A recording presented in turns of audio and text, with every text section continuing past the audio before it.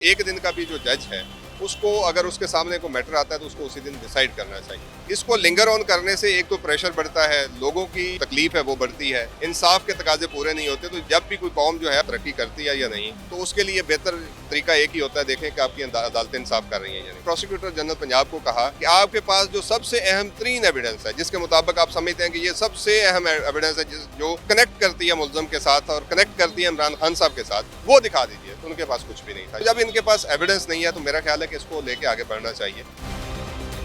Jail trial जो है आपने चैलेंज किया हुआ, तो आपको क्या एक्सेप्टेशन है हाई कोर्ट से? आपको याद होगा कि आज से तकरीबन 15 साल 20 साल पहले पाकिस्तान के अंदर दहशतगर्दी बहुत ज्यादा थी, तो तब ये जेल ट्रायल का आगाज हुआ और तब से जेल ट्रायल उन मकासद के लिए बने थे। लेकिन अब आप देखते हैं कि ये मकासद पॉलिटिकल लोगों के लिए इस्तेमाल हो रहा है। जेल के अंदर आप अगर जाते हैं तो वहाँ पे जेल ट्रायल सिर्फ पॉलिटिकल लोगों का हो रहा है। आप ATC के अंदर आते हैं तो यहाँ पे उनका ट्रायल जो हो रहा है पॉलिटिकल लोगों का हो रहा है, हालांकि ना कोई दहशतगर्दों का ये ट्रायल हो रहा है। ये अदालतें बनी ही दहशतगर्दों के लिए। अस्सलाम वालेकुम, पब्लिक डिजिटल के साथ मैं हूं सलमान अवान। और आज का जो जेल की जो समाअत थी थाना शादमंद जलाओ गिराओ के हवाले से, उस हवाले से आज जेल ट्रायल जो था उसमें समाअत हुई है। और दूसरी जानब ये है कि ATC 1 के जो एडमिन जज हैं खालिद अरशद साहब, उनका जो है तबादला कर लिया। 2 दिन हो गए हैं, उन्होंने अभी तक चार्ज नहीं छोड़ा। अच्छा सर, ये बता दें कि एक तो 2 रोज़ हो गए उन्होंने चार्ज नहीं छोड़ा, और आज थाना शादमंद जलाओ गिराओ के एक ट्रायल था, जेल ट्रायल, उसमें क्या कार्रवाई हुई आज?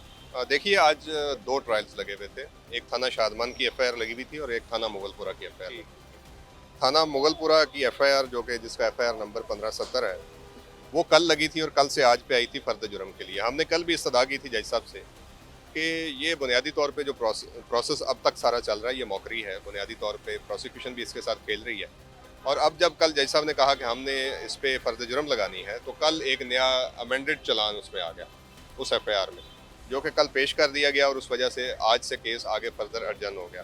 तो बुनियादी तौर पे सारे चीज़ों का मकसद है इनको कीप करना और सारे जो पॉलिटिकल लीडर्स हैं जो जेल के अंदर हैं उनको ज़्यादा से ज़्यादा अरसा अंदर रखना। तो जज साहब चूँकि ट्रांसफ़र हुए हैं तो ये एक एडमिनिस्ट्रेटिव मामला है लाहौर हाई कोर्ट का, कि वो समझते हैं कि इस जुडिशल ऑफिसर को कहीं और काम करना चाहिए तो वहीं पे करना चाहिए। लेकिन बहुत सारे मसाइल जो हैं वो अभी तक वहीं के वहीं हैं कि जब से 9 मई का हादसा हुआ या वाक़या हुआ, उस वाक़े के बाद अब तक 4 जजेस जो हैं ATC 1 के तब्दील हो चुके हैं। और जितने हमारे लोग हैं वो अभी तक जेल के अंदर हैं। उनकी बेल्स अभी तक ट्रायल कोर्ट जो फर्स्ट कोर्ट है उसने अभी तक डिसाइड नहीं की है। तो उनका ये बुनियादी हक है। कल भी उन्होंने जज साहब से कहा कि आपने हमारी बेल सुन रखी है, फैसला महफूज कर रखा है, तो आप प्लीज़ सुना दीजिए। तो अब जज साहब पे डिपेंड करता है कि कल तक वो मौजूद हैं इस अदालत के अंदर, क्या उनको वो फैसला सुना नहीं देना चाहिए। इंसाफ का तकाजा यही है कि जब आपने सुन लिया और आपने सारा कुछ देख लिया तो उसके बाद आपने उसको फैसला सुनाना है। लेकिन इसके बरअक्स अब चूँकि जब तब्दील हो चुके हैं वो, तो वो अब उनका ख्याल है कि अब मुझे वो फैसले नहीं करने चाहिए। तो इसमें आपके सामने प्रेसिडेंट्स मौजूद हैं, आपकी आला अदलिया के मौजूद हैं, कि जब भी कोई चीज़ सुन ली जाती है, फैसला महफूज कर लिया जाता है, तो वो सुनाया भी जाता है, वो हमेशा सुनाया जाता है। हमने सर ये देखा गुज़श्ता समाअत पर अदालत ने JIT के हेड को भी बुलाया था, ये जिन्ना हाउस के, और जो इंक्वायरी थी अदालत ने कहा था कि आइंदा समाअत तक तमाम रिपोर्ट जो है वो अदालत में पेश की जाए, उसमें मैं फ़ैसला कर दूंगा। तो क्या ये वो वजह तो नहीं कि कहीं वो फैसला करने जा रहे थे और फैसला चूँकि ये जो केसेस हैं इनमें कुछ भी नहीं है, कि इनको रिलीफ मिलने जा रहा था, इस वजह से ये ट्रांसफ़र हुई है? क्या मामला था? देखें, इसमें 2-3 बड़े अहम मामले हैं। पहली बात यह है कि जब कोई जज कुछ अरसा यहाँ पे ठहर जाता है, वो इस सारे मामले को समझ जाता है, वो इस सारी एविडेंस को देख परख लेता है, और जब वो फैसले की तरफ जाता है तो वो ट्रांसफ़र हो जाता है। पहला एक अहम मामला है ये क्यों का सवाल तो वहाँ से करना चाहिए जहाँ से ट्रांसफ़र होती है, लेकिन वो ट्रांसफ़र हो जाता है, पहली बात। दूसरी बात अहम जो है वो ये है कि अब चूंकि वो फैसला सुनाने लगे थे तो वो ट्रांसफ़र हो गए हैं। लेकिन इससे अगली बात ये है कि अदालत का एक दिन का भी जो जज है उसको अगर उसके सामने को मैटर आता है तो उसको उसी दिन डिसाइड करना चाहिए। इसको लिंगर ऑन करने से एक तो प्रेशर बढ़ता है, लोगों की जो तकलीफ है वो बढ़ती है, इंसाफ के तकाजे पूरे नहीं होते। तो जब भी कोई कौम जो है उसमें अगर देखा जाए कि वो तरक्की करती है या नहीं, तो उसके लिए बेहतर तरीका एक ही होता है, देखें कि आपकी अदालतें इंसाफ कर रही हैं या नहीं। तो यहाँ पे ये सिस्टम जो है सारी चीज़ों को फ्रस्ट्रेट किया जा रहा है। अब ये देखिए कि 1.5 साल तक अगर ट्रायल कोर्ट फर्स्ट कोर्ट जो है वो अभी तक अगर बेल्स में फैसला नहीं करती, तो इससे बड़ा नाइंसाफ़ी क्या हो सकती है। और वो जो जेल के अंदर मौजूद है उसको ये नहीं पता कि मैंने कब निकलना है, मेरी रिलीज़ क्या है, वो अपील कोर्ट में नहीं जा सकता और वो रुका हुआ है, उसके आगे स्टॉप लगाया हुआ है। तो ये बड़ी अनहोनी सी बात है और बड़ी अनफॉर्चुनेट बात है कि ये फैसले नहीं हो पा रहे।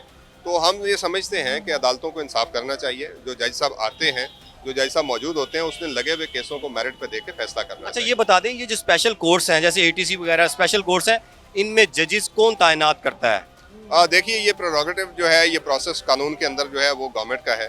पंजाब गवर्नमेंट? पंजाब गवर्नमेंट का है। ये चूंकि होम डिपार्टमेंट के जरिए आते हैं, जो भी ऑफिसर आते हैं वो इन्हें कैबिनेट की अप्रूवल के बाद नोटिफाई किया जाता है। तो ये पंजाब गवर्नमेंट पे डिपेंड करता है कि वो अब दोबारा कितना जल्द इस कोर्ट को दोबारा वेकेट हुई भी कोर्ट को दोबारा पुर करते हैं और उधर एक अच्छी साख के जुडिशल ऑफिसर लगाए जाएं जो कि एफिशिएंसी से काम करें और जल्द जल्द इन मुकदमात का फैसला करें ताकि हम आगे बढ़ सकें। क्योंकि पिछले 14-15 माह से सारे लोग इस 9 मई को देख रहे हैं कि इसके लोगों के साथ क्या होना है। और जब भी किसी अदालत में ये रिकॉर्ड गया है, जब भी ये मुकदमात की समाअत हुई है, तो उसमें से एक ही चीज़ निकली है, जो कि लाहौर हाई कोर्ट का एक बड़ा मशहूर फैसला जो कि इमरान खान साहब के रिमांड की बाबत आया, जब उसमें प्रोसिक्यूटर जनरल पंजाब को कहा कि आपके पास जो सबसे अहम तरीन एविडेंस है, जिसके मुताबिक आप समझते हैं कि ये सबसे अहम एविडेंस है जो कनेक्ट करती है मुल्ज़म के साथ और कनेक्ट करती है इमरान खान साहब के साथ, वो दिखा दीजिए। तो उनके पास कुछ भी नहीं था, जिसके ऊपर वो उन्होंने होल्ड भी किया, रिमार्क्स भी दिए।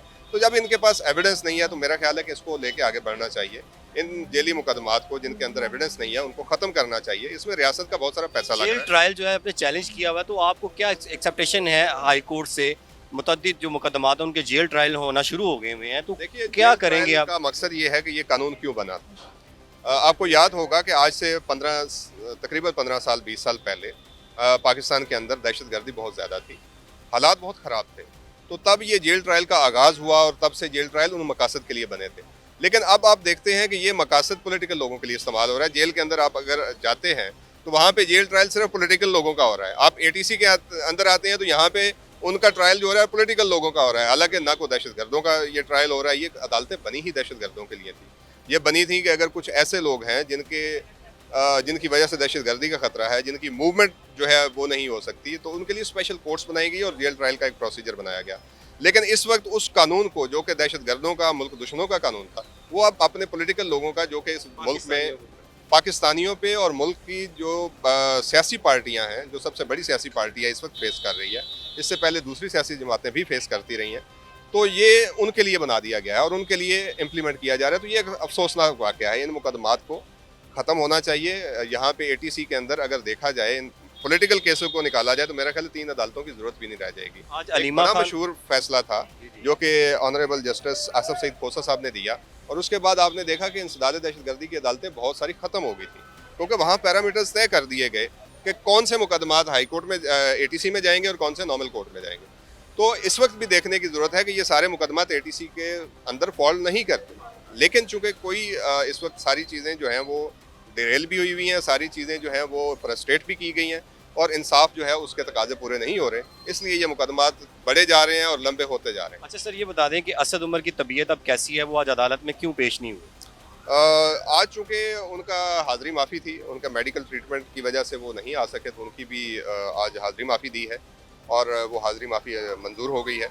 इसके अलावा बाकी भी और सारे हमारे जो बहुत सारे पार्टी के लीडर्स हैं जो आज नहीं आ सकते थे, मुख्तलिफ अदालतों में उनकी पेशियाँ थीं, जैसा कि आलिया हमजा साहिबा थी, वो आज मॉर्निंग में जेल ट्रायल में पेश हुई। उसके बाद वो रश किया उन्होंने एटीसी सरगोदा की तरफ, तो उनकी आज प्री रेस्ट बेल सरगोदा में लगी हुई है। इसी तरह बहुत सारे हमारे और दीगर लोग हैं, उनकी हाज़िरी माफ़ी दी। शेख इम्तियाज़ साहब जो हमारे लाहौर के सदर हैं, सिटिंग MP हैं लाहौर से, उनको गिरफ़्तार कर रखा है। तो आज इस वजह से आज 2 ही तरीके हो सकते थे कि या शेख इम्तियाज़ साहब को प्रोडक्शन ऑर्डर करके अदालत में पेश किया जाता या उनकी हाज़िरी माफ़ी एक्सेप्ट की जाए। तो वो हाज़िरी माफ़ी वो भी दे दी गई है।